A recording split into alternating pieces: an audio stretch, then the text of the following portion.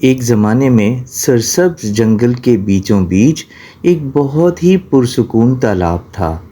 اس تالاب میں ڈیفی نامی ایک خوبصورت بطخ رہتی تھی۔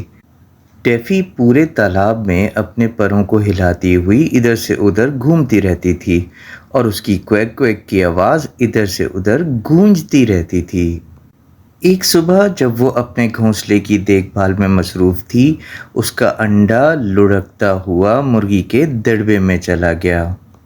ڈیفی جلدی سے مرغی کے دڑبے میں گئی اور ہلا نامی مرغی سے کہا کہ میرا انڈا تمہارے پاس آ گیا ہے۔ اس نے اس بات کو نہیں مانا اور ان کی ہنگامہ آرائی کے درمیان دونوں انڈے مکس ہو گئے۔ ڈیفی پریشانی کی حالت میں اپنے انڈے کو پکارتی رہی، مگر انڈا تو جواب دے نہیں سکتا تھا۔ دوسری طرف ہلا نامی مرغی اپنے تمام انڈوں کو جمع کر کر ان پر بیٹھ گئی، جس میں ڈیفی کا انڈا بھی شامل تھا۔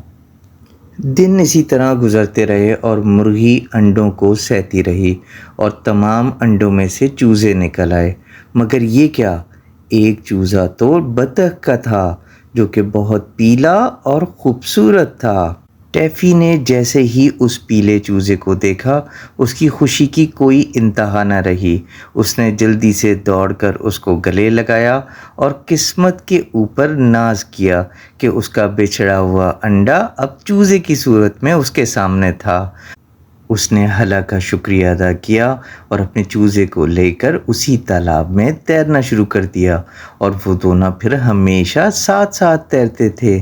ان کا رشتہ پہلے سے بھی کہیں زیادہ مضبوط تھا، اگرچہ ان کا خاندان غیر روایتی تھا، مگر ان کی محبت میں کوئی کمی نہیں تھی۔